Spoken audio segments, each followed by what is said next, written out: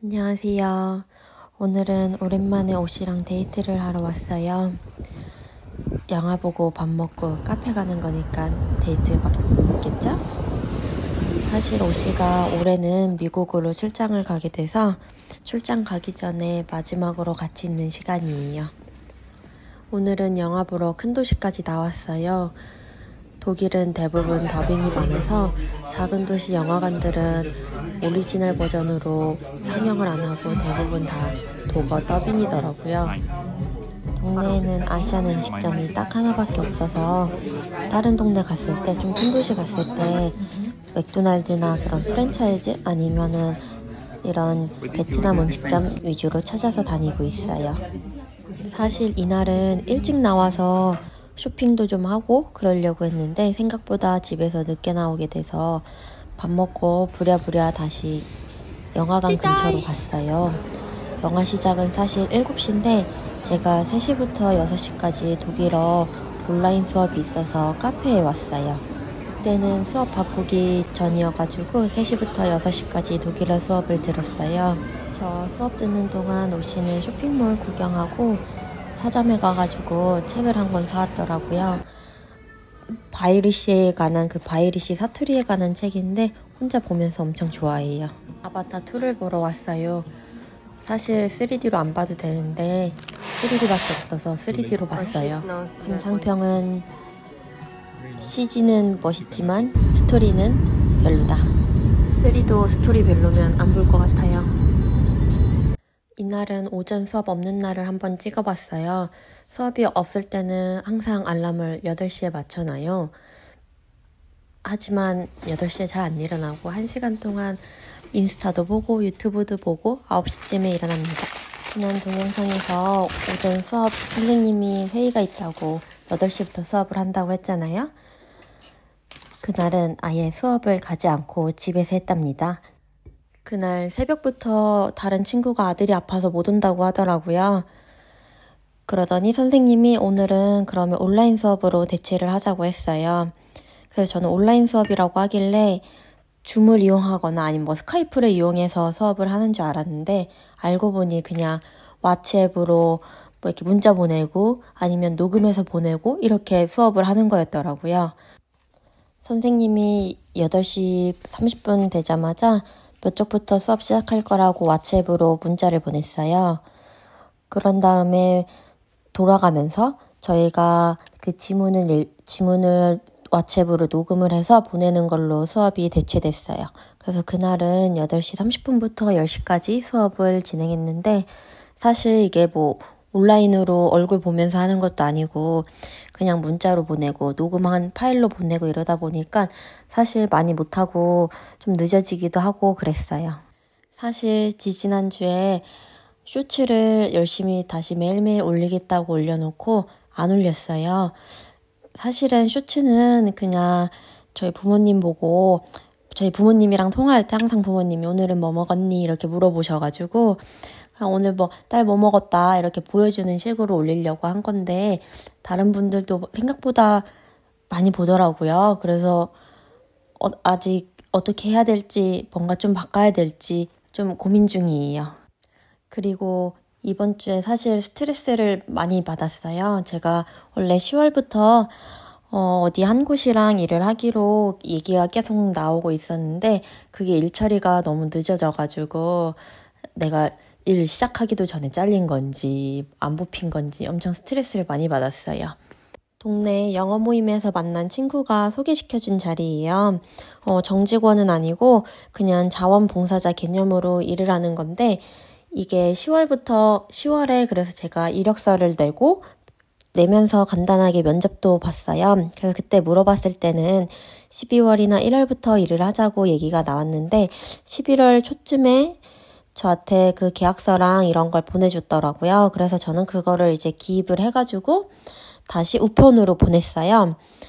근데 2주가 지나도 아무런 연락이 없고 그래서 제가 다시 이메일로 보내니까 이제 곧 갈 거다. 원래 우편으로 일이 진행돼서 좀 늦을 거다. 이러고 한 일주일인가 더 있다가 이제 제가 다 받았어요. 그래서 저는 이제 그럼 내가 이제 이 계약서를 들고 이민청에 가면 되냐 이렇게 이메일로 보내니까 거기서 갑자기 근데 자기가 실수를 했다고 하더라고요. 거기 무슨 날짜가 이렇게 있는데 그거를 자기가 잘못해가지고 다르게 적었다. 근데 여긴 독일이지 않냐. 손으로 그냥 찍찍 그 숫자만 바꿀 수 없다.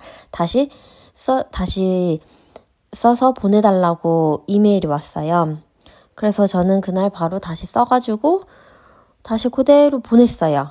근데 한 일주일인가 있다가 또 메일이 왔더라고요.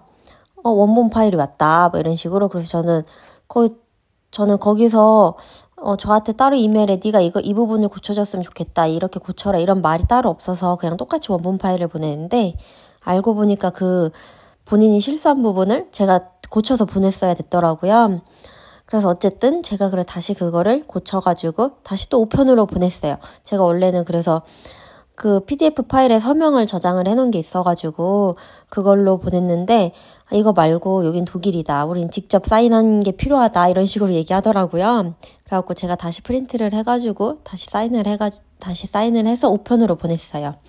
근데 그게 한 달이 됐는데도 아무런 연락이 없는 거예요.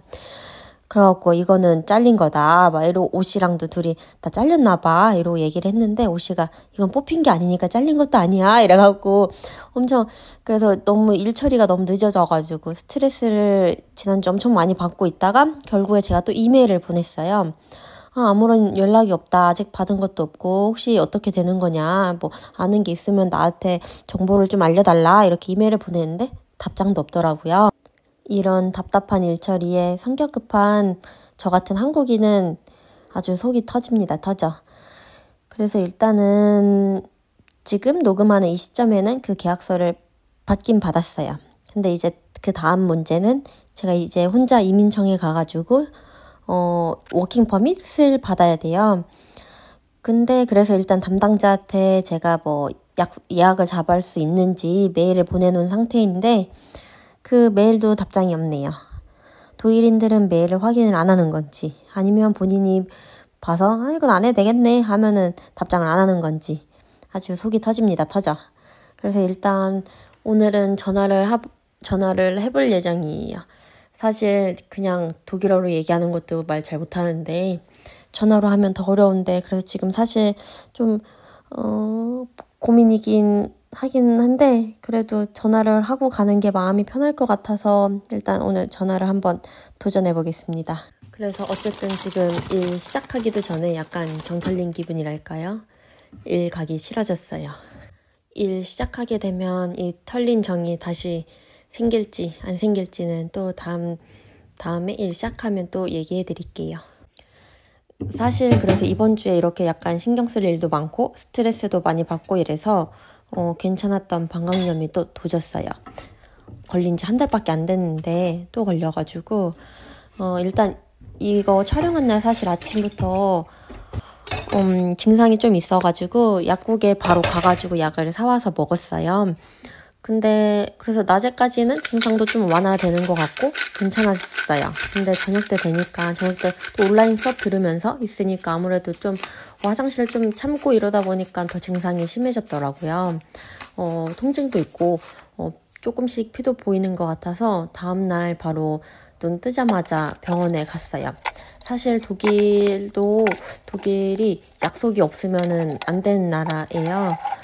병원 갈 때도 무조건 예약을 하고 가야 되는데 이날은 그래서 아침에 눈 뜨자마자 병원 오픈 전부터 가서 증상 얘기하고 바로 진료 볼 수 있었어요. 그래서 뜻하지 않게 지금 병원을 2주째 연속으로 가고 있습니다. 그래서 원래 영양제 같은 거 안 먹는데 지난주부터 영양제를 엄청 챙겨 먹기 시작했어요. 독일에서 병원 가는 게 어렵다고 해요. 아무래도 예약을 해야지 무조건 갈 수 있고 또 공보험이신 분들은 병원마다 공보험 환자들에 대한 할당량이 있어서 안 받는 곳도 있다고 해요. 근데 저는 일단 워홀 비자로 와서 한국에서 들었던 보험이어서 사보험 환자로 등록을 했어요. 저는 일단 동네에 하우스아츠트라고 검색을 해가지고 웹사이트 있는 곳만 찾아서 예약을 하려고 했어요. 근데 다행히 저희 동네에는 웹사이트 있는 곳이 딱 한 곳뿐이어가지고 그곳을 예약을 했어요. 그래서 그날 맞춰 그때 예약했을 때 바로는 없어가지고 일주일, 한 열흘 정도 뒤에 있는 날짜로 예약을 했어요. 그래서 이 예약 시간에 맞춰서 한 10분 정도 일찍 저는 병원에 갔어요. 그래서 도착해서 오늘 예약 있다고 얘기하고 하니 처음 환자다 보니까 차트를 적으라고 줬어요. 근데 신기했던 게 그 차트에 내가 어떤 치료 방법을 원하는지 선택하는 란이 있었어요. 뭐 자연치료요법 아니면 뭐 동종요법이랑 뭐 둘 다 가능한 치료 뭐 이런 선택하는 란이 있어가지고 저는 그거를 번역기를 돌려서 작성을 했는데 번역기에도 의미가 잘 이해가 안 가서 그냥 일단 둘 다라고 체크를 해서 냈습니다. 그래 좀 기다리다가 의사 선생님을 만났고 그래서 그날은 의사 선생님 만나고 바로 그 다음 예약까지 의사 선생님이 예약을 잡아줬어요. 그리고 처음에는 제가 일단 독일어가 아직 부족하다 보니까 집에서 번역기를 다 돌려가지고 그걸 외워서 갔어요. 그래서 처음에 그 얘기는 독일어로 다 얘기를 하고 그 뒤로 의사 선생님이 질문하는 건 알아듣긴 했는데 준비를 안 해왔던 답변이어가지고 그때부터는 영어로 진료를 받았어요. 사실 그 의사 선생님이 영어가 된다는 걸 홈페이지에서 알고 예약을 한 거였어가지고 크게 어렵지는 않았어요. 그리고 방광염 때문에 예약 없이 간 거는 오픈하기 20분 전에 미리 도착을 했어요. 사실 네이버에 찾아보니까 방광염 같은 경우에는 급한 거여갖고 대부분 오픈 전에 가면은 진료를 봐준다고 후기가 많이 올라와 있더라고요. 그래서 저도 오픈 전에 가가지고 진료를 볼 수 있었어요. 그래서 그날은 의사 선생님이랑 얘기를 하고 항생제 처방을 받고 그리고 소변 검사를 하고 그리고 진료는 끝나고 그 일주일 뒤에 한 번 약속을 더 잡아줬어요.